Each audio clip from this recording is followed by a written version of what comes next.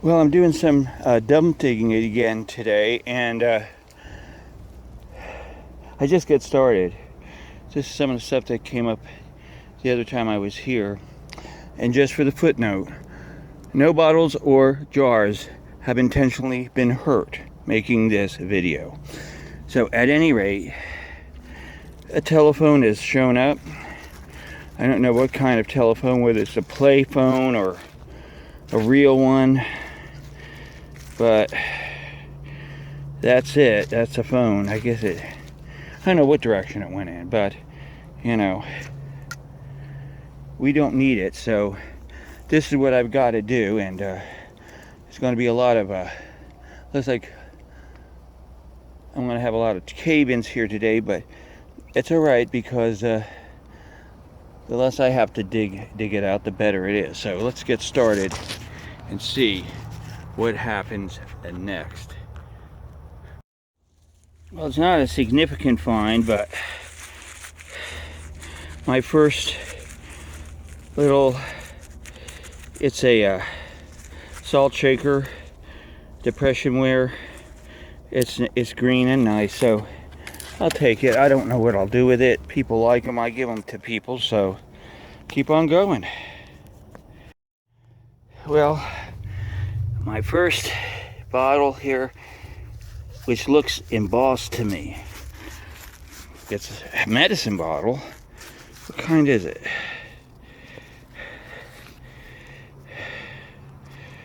Well, it looks like it's a Rexall. Big pharmaceutical, like Walgreens of its day. Rexall was a big company, and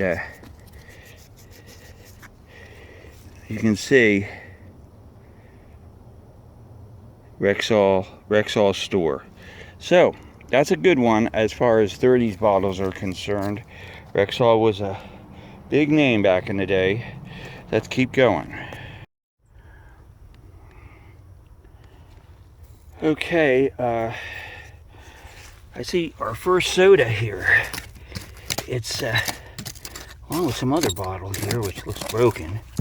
That was a Phillips. I've got plenty of them. Put that right there. Let's go and see what this is. A few Cokes. What is this one? Pull it right off. And what is it but it looks like an Orange Crush with Crushy on it, so it's 1940s. I don't have this version. Isn't embossed, but there's that. Nothing seems to be wrong with it from right off the bat. So let's put that up.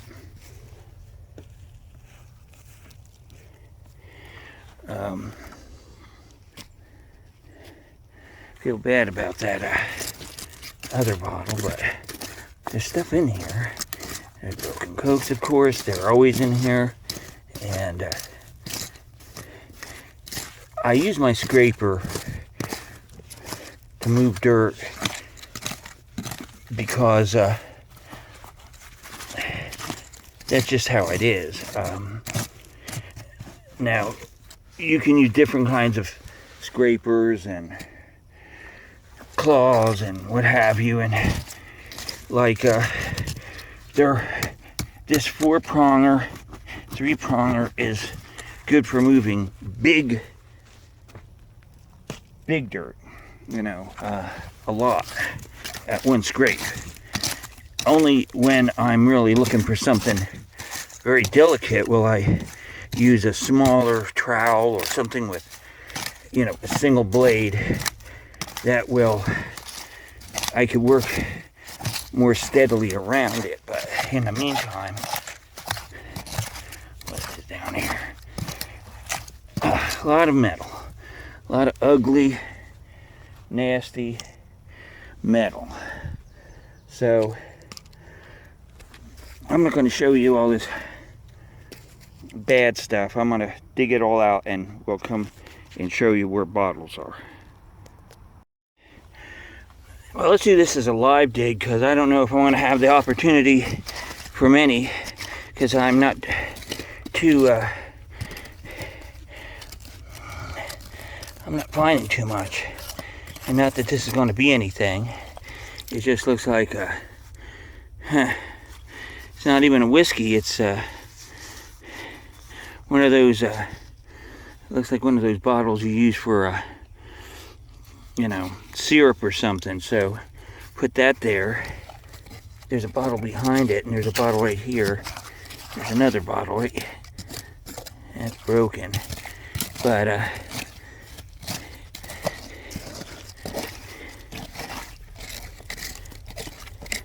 you can feel them down in this mud right above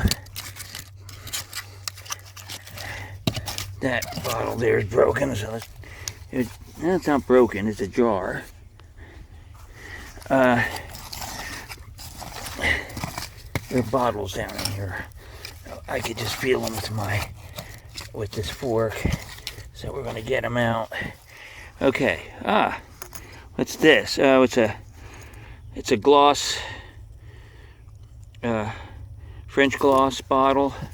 Very common, not that great of a find, but hey, it's something, right? It's something.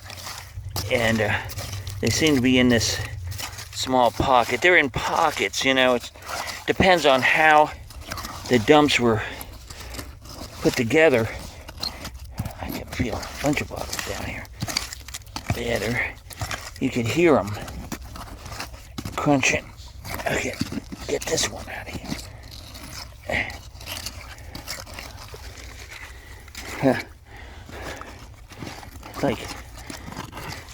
It's like digging in pea soup. There's nothing down in there, but there is something right there. Wow, what a mess.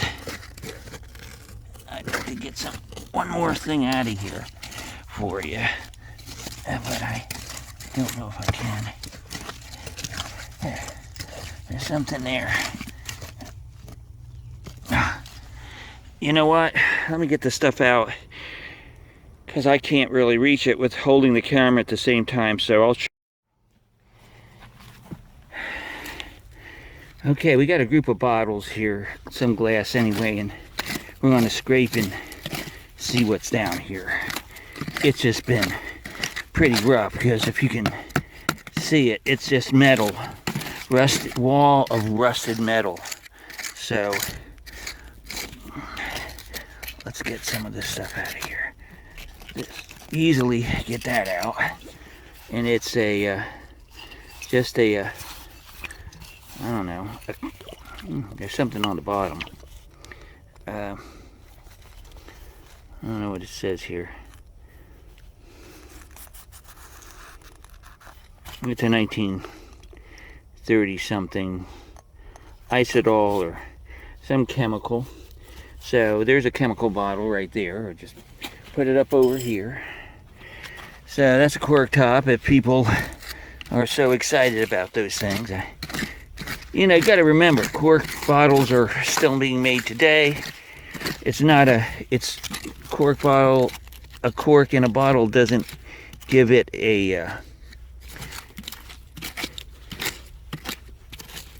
the sign that it is old. I mean, yeah, granted, bottles were. What is this? Yeah, that's as plain as you can get. So, just because a bottle has a cork in it doesn't give it any kind of variant of historical value, regardless of what people may say. Let's get this one out. And it is again, plain as you can get. And that's the way it is sometimes.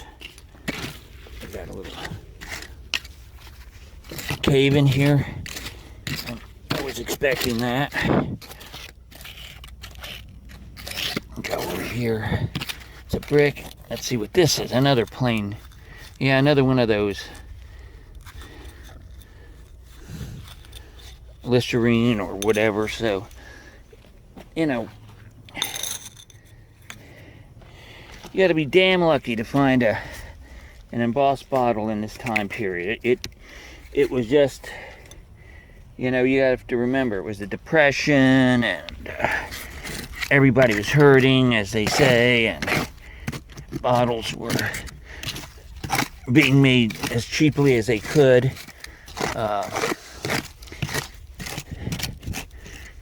So I guess that was the little pocket. I don't see anything else for now. So yeah. So let's. There it is. Nothing. I'm sorry about not finding anything great, but let's keep going. Well, I would like you to meet my little friend. Now here's another. Hell, here's another crazy marble. Look at that. Yellow base with a green swirl in it. I mean, with a red swirl in it. Green. I'm tired already.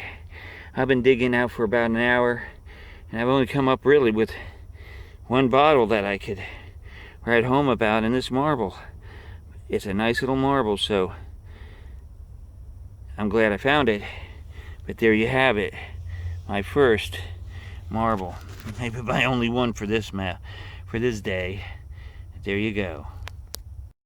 Well, this seems to be a rare find in this stump, so I thought I'd document it. And that's an ink bottle. You got a little, it looks like a Waterman's. Yeah, probably. So there you have a little ink, which is, I think this is like the second one I've ever found in this place. They're not very common.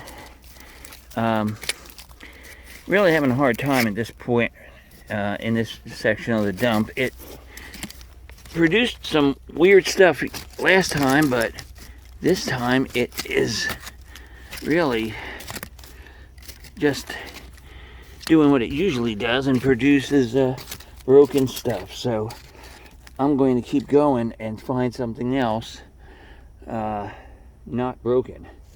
Okay. Well, if no one's ever seen this one before, I could show it to you. It is a Lucky Tiger hairdressing. So that's a good bottle. I like the Lucky Tigers. They're embossed sometimes in the front. It's a hairdressing bottle. Hairdressing seems to be one of the popular items around here. Food bottles, hairdressing. Why? Well, you ask me, I don't know. A lot of people, you know, this is a small town. I mean, I'm talking small. Back in the 1930s, this probably didn't have more than 800 people at the most, which today is ridiculous. I mean, 800 people in a town, it's considered a village.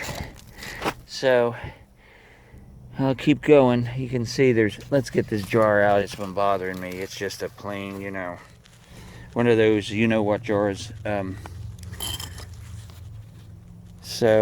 this, well, it's a aspirin. This is what that is, an aspirin jar. Okay, I will keep on going. This I had to show is a whiskey flask, and of the time period, you can see it is a deco style, pretty typical of the time period, late 30s, early 40s. Still has the whiskey in it, so that's a cool flask. I like these. And what's weird about it is, I do not see federal law on this. So it may not even be a whiskey. It might be cologne or something. I have to look that up, but cool bottle nevertheless. There you go. Well, if nothing else, it turned out to be a marble day. There's a Pee-wee swirl. That's a cool little bottle. I mean, I keep saying bottle. This is a cute little marble. They're in here. I just found a plain blue one just a minute ago. So marbles are abound, but bottles are scarce. You can see there's a jar, and there's plenty of them. I already found 7 or 8 of those. There's a few bottles showing. I don't have much hope for them because 90% of everything I found today is broken. So let's just see what goes on. Well, a little jar. Let's keep on going though. Cute.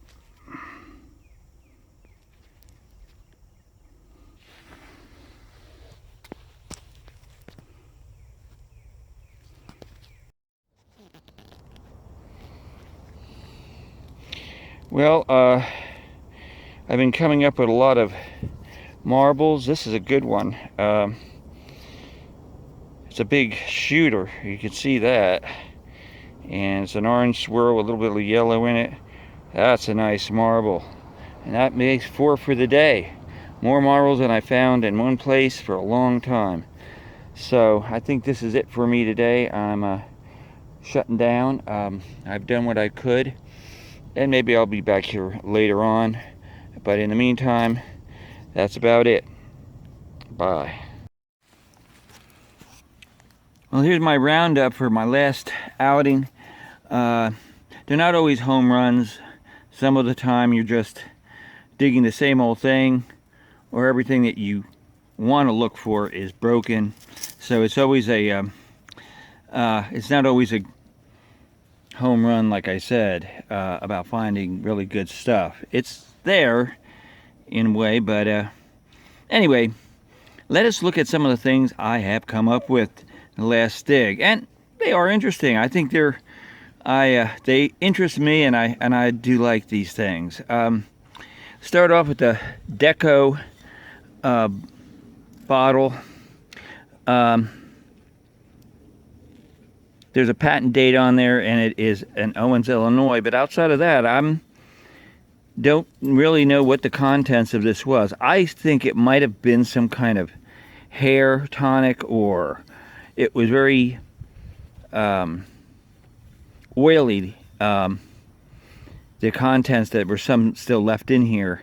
So it's possible. It could have been a food product bottle, a syrup of some sort.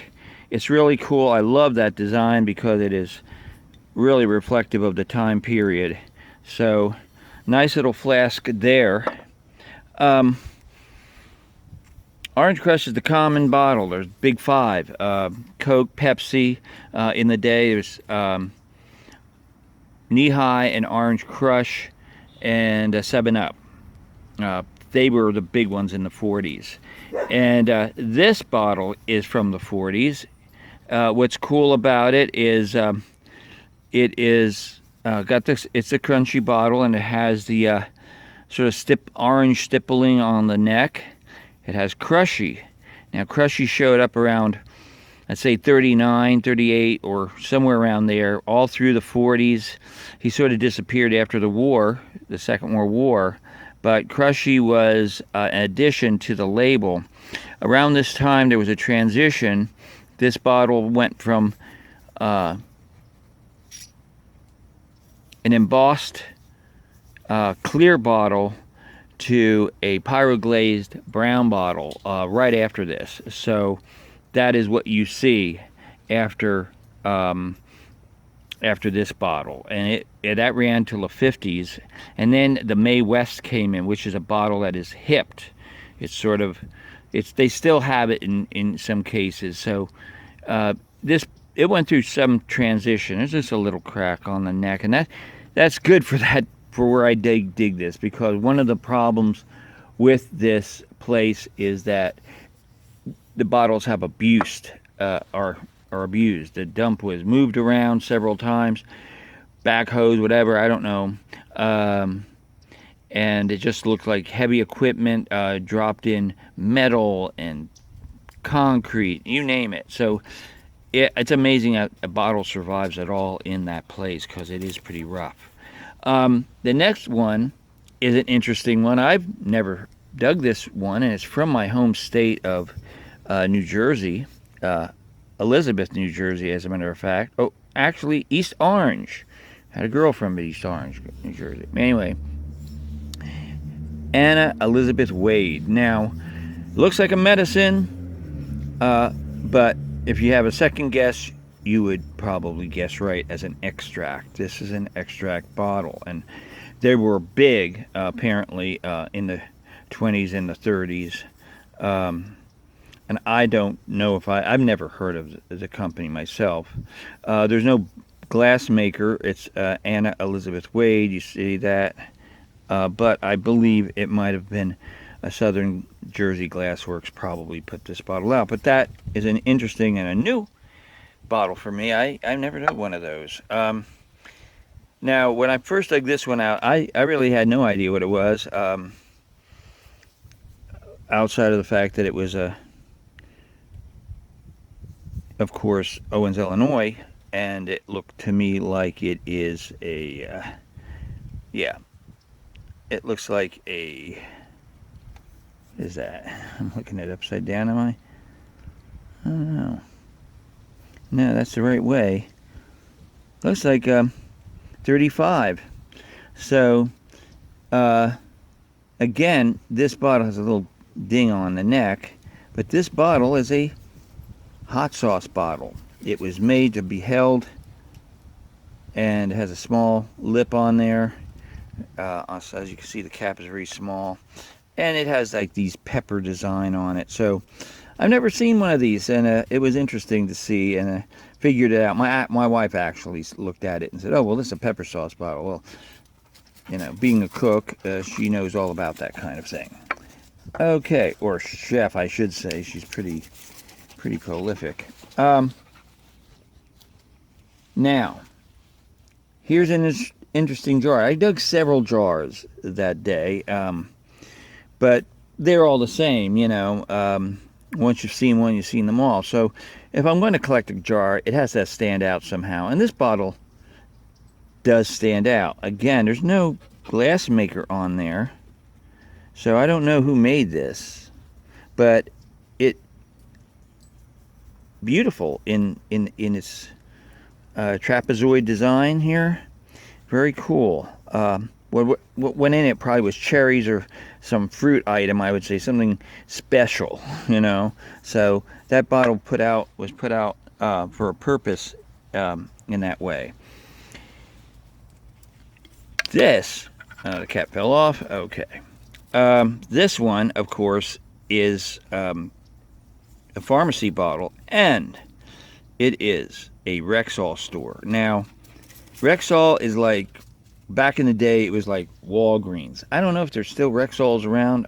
There may be somewhere out in the Midwest. I don't know. When I was a kid, they were around. Rexall druggists. They had the symbol of a mortar and pestle. So, and it was always blue. I always got that mixed up with the Bell phone signs that used to be hanging on the buildings back in the day. But here's a Rexall. It's sort of crudely cut into the mold, so I don't know. I was trying to look to see if there was a glass maker mark on here, and I don't see one. So who knows who made this one? But it, you know, it's so rare to find at this time period to find a embossed pharmacy that even though this may be considered a common bottle, which I don't think so, because I don't find them quite often. I've been digging in the 30s dumps now for a couple of years, and they show up in the 20s, and they go from the 20s all the way up to the 60s, I believe. But the embossing didn't carry on. It probably ended right around this time period, 34, 35. Cool pharmacy bottle of the time period. Inks are not common in this place where I dig from time to time, and The Schaefer script ink well was very common. This actually was, I remember as a kid, these bottles. So they didn't change very much. They had sometimes a metal cap on them. Sometimes they had something you could put on and just put your pen through there.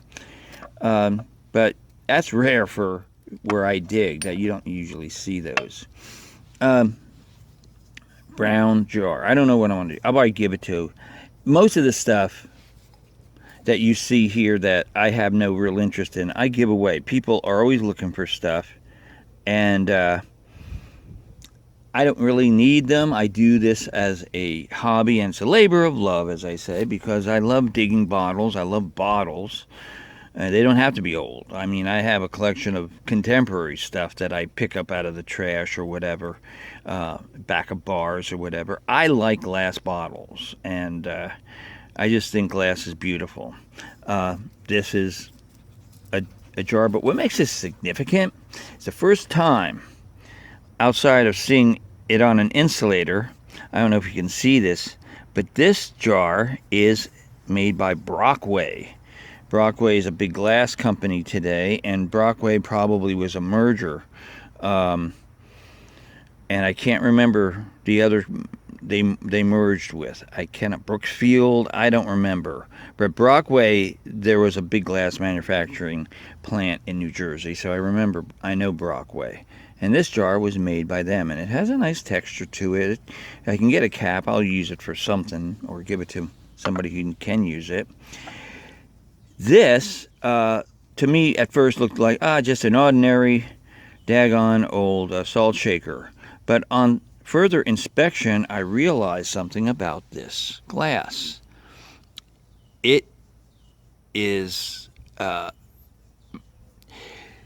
don't know how to tell you this, but this thing has like radium in it, and it will glow in the dark with a black light. You see what this is? See the color in that? It's a Vaseline, but it's a really cool batch of glass they made this out of. Now, that was common in the 30s to use radium and toxic, and it still is, toxic stuff, and for the effect that it gave off. For people didn't have that much idea about the science behind whether it was good or bad for you, but this is what this is. This is going to, it's depression wear. It's going to glow. Now, last but not least, I dig marbles a lot. And it's because of another person that goes out digging that I follow on the internet. It's because of his interest and astute knowledge of these things is that I realized that, yeah, these things can be traced. You can actually find who made these. You can tell how they were made. And so I became more astute at finding marbles, or at least taking, being appreciative of them. They are all beautiful. There's no doubt about marbles are, when you find one, even if you don't really have any interest in them, you usually are surprised at the combinations of colors and the way they've been made. I have a peewee right there. They're all small. And I have this is a common size marble, but with these guys, it looks like a shooter. But the glass, the bash, look at that swirl in there. That's amazing with that. And there's a patch on there. So there are different marble makers that had signatures on how they folded their glass. And this is one of, I don't know, it's not Marble. These are before Marble King. These are more like Aggie agates, or look at that green swirl. It's just amazing. It looks like have you ever seen a they're like a fruit that grows on a vine, and I can't remember them, but they look like that when you pick them. But they are really interesting. This is really a great one. I don't know the name. They have different. They go by different names. Um, this could be considered, uh, uh, scrambled eggs and ketchup. I don't know. They have all these weird names for them, but they're just beautiful. I mean, look at that one, that fold in there, and yeah, that one. Patch and ribbon is what they call those usually. There's the patch right. Yeah, let me look over here. There's a patch right there. So might have gotten sort of skunked out on the bottles, but you know what?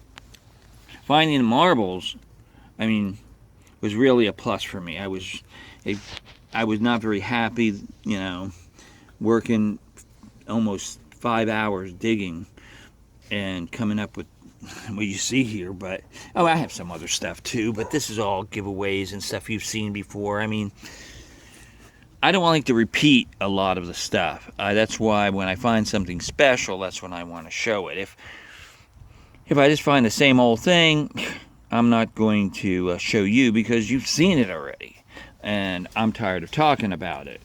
I mean, it all interests me, but for entertainment value, I'll put it in perspective here. Well, there you have it. A short little dig with a few interesting finds and a couple of good ones. And I'll go out again. I don't know when. I'm feeling under the weather last couple of days. So for 51 years I've been digging bottles. Sounds like I'm an ancient old codger. Well, I'm not, but I'm old enough. But for 30 of those years, it didn't make a dent in how I felt. I mean, I could dig every day. When I was in my 20s, there was a time when I had no job or anything like that, bumming around, living in a barn behind my mom's house, and for a straight year I dug almost every day, and that's why you see a massive bunch of bottles behind us. And so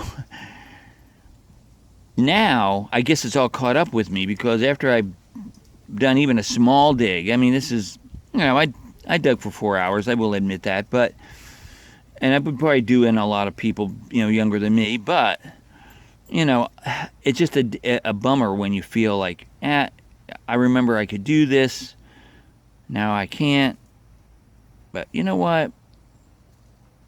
I've expanded, beyond my physical prowess. I'm older, and I'm wiser about things in some respects. I still make the same stupid mistakes, but one thing I don't make mistakes on, and that is looking and finding cool things to show you. So anyway, there you have it. Marbles and the rest. Have a great day. Talk to you next time.